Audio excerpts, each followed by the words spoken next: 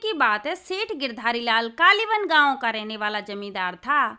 उसके पास ढेर सारे खेत थे, जिन पर काम करने के लिए बहुत से मजदूरों को बहाल कर रखा था। वह कंजूस तो था ही, लेकिन धन जमा करने वाला सामान्य कंजूस नहीं, बल्कि धन खर्च करते समय उसे कंजूसी करने में बड़ा ही मजा आता था। वह मजदूरों को पूरी मजदूरी नहीं देता था, किसी बहाने से दूसरे दिन पर टाल दिया करता था। बेचारे गरीब मजदूर इसलिए चुपचाप रह जाते थे कि कहीं और उन्हें शायद काम मिले या ना मिले। चालाक सेठ किसी शुभ दिन या त्योहार के दिन का इंतजार करता और उस दिन मजदूरों को बुलाकर उनकी मजदूरी का केवल एक हिस्सा ही देता था। वह भी इसलिए देता था ताकि मजदूर उसे गाली गलौच ना दें।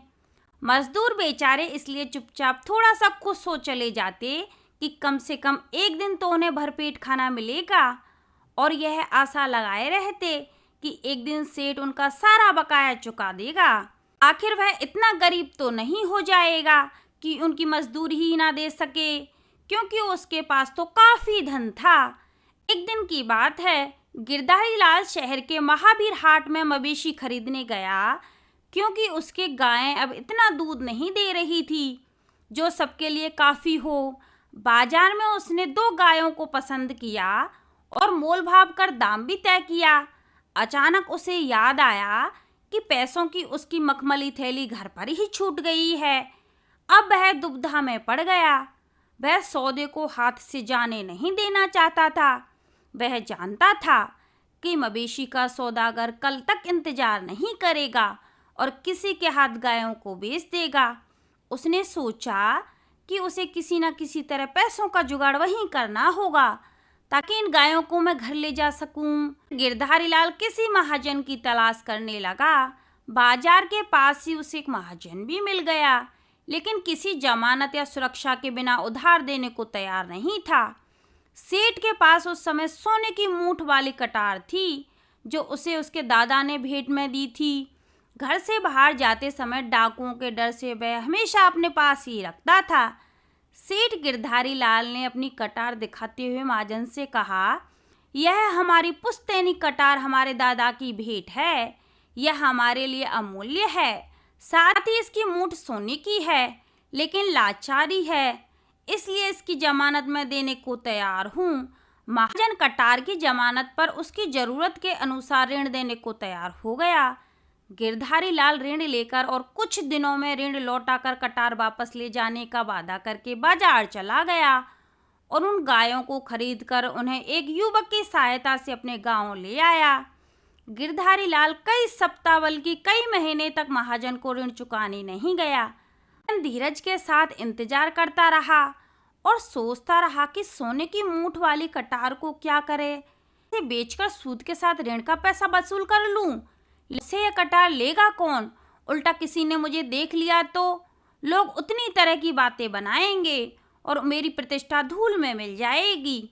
इसलिए वह चुपचाप ही रहा। उसने जमींदार के पास अपनी नौकर को भेजने का निश्चय किया। नौकर जमींदार के घर आया तो वह घर नहीं था। नौकर वापस चला आया। कुछ दिनों के बाद उसे फिर जमींदार के पास भेज दिया गया, किंतु इस बार भी वह जमींदार से नहीं मिल पाया, क्योंकि यह बीमार होने के कारण सो रहा था। जमींदार के नौकरों ने महाजन के नौकर को वापस भेज दिया।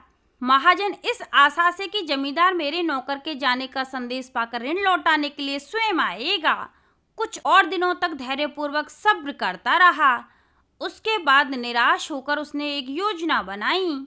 जब अगली बार नाई सुखाराम उसके बाल काटने आया, तब उसने उससे सारी कहानी बता दी और साथ में ये भी कहा कि उसकी कटार कहीं गायब हो गई है। अच्छा यही होगा कि जमींदार ऋण वापस कर अपनी कटार लेने न आए। महाजन जानता था कि नाई खबर फैलाने में माहिर होते हैं। उसके द्वारा शीघ्र ही यह खबर सब तक पहुंच जाएगी। जमींदार ने ऋण अभी तक नहीं चुकाया था और महाजन को जमानत में दी हुई सोने की मठ वाली कटार गायब हो गई है। सचमुच हुआ भी ऐसा ही। यह खबर आसपास के गांव में सब जगह फैल गई। जब वह नाई बाल काटने के लिए जमींदार के घर आया, तब उसने यह खबर उसे भी सुनाई। गिरधारीलाल को अब तक इस बात पर शर्म महसूस नहीं हुई थी कि उसने महाजन का ऋण नहीं चुकाया, क्योंकि इस रहस्य को उसके अलावा कोई नहीं जानता था।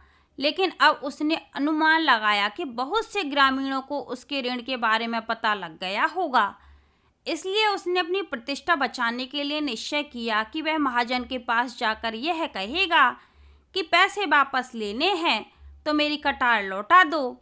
यद्यपि उसे पूरा विश्वास था कि उसे एक पैसा भी खर्च नहीं करना पड़ेगा, क्योंकि कटार को खो जाने के कारण महाजन उसे लौटा ही नहीं पाएगा। फिर भी वह महाजन के पास काफी पैसे लेकर गया। महाजन के घर पर जब जमींदार को यह बताया कि उसकी कटार की चोरी हो गई है, तो उसने खूब हल्ला मचाया। किसे विश्वास होगा कि महाजन जमानत के लिए कटार रखेगा। उसने ऊंची आवाज में चिल्लाते हुए कहा, उसने सावधानी पूर्वक सोने के दस्ते की चर्चा नहीं की। भला महाजन के घर से कटार कौन चुराएगा। वह और भी जोर से चिल्लाया।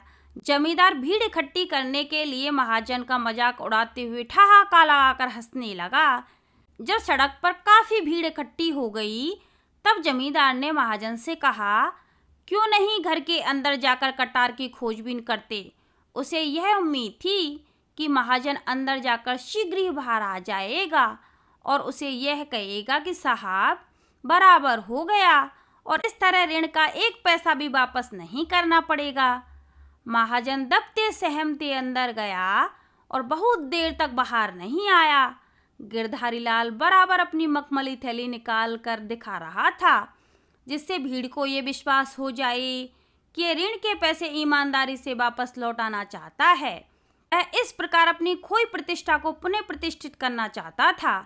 अचानक महाजन अंदर से आते हुए बोला, सेठ जी, आपकी कटार मिल गई है। यह रही, मैंने इसे सुरक्षित रूप से रख दी थी, लेकिन कहाँ रखी थी मैं यह भूल गया था। मेरा ऋण लौटा दोगे, जो बहुत दिनों से बकाया पड़ा था। उसने भीड़ को सुनाते हुए आखिरी शब्दों पर जोर देते हुए कहा।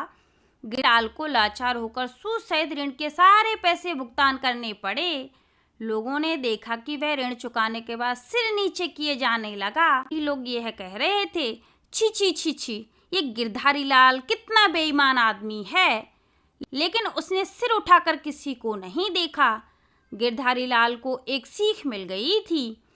जिन लोगों को उसके अपमान और शर्मिंदगी से लाभ पहुंचा, वे उसके खेतीहार मजदूर थे। उन्हें अब समय पर पूरी मजदूरी मिलने लगी थी और वह मजदूरों को कभी भी नहीं सताता था और गिरधारीलाल सुधर गया था। तो आज के लिए बस इतना ही। आगे मिलते हैं कोई नई कहानी के साथ।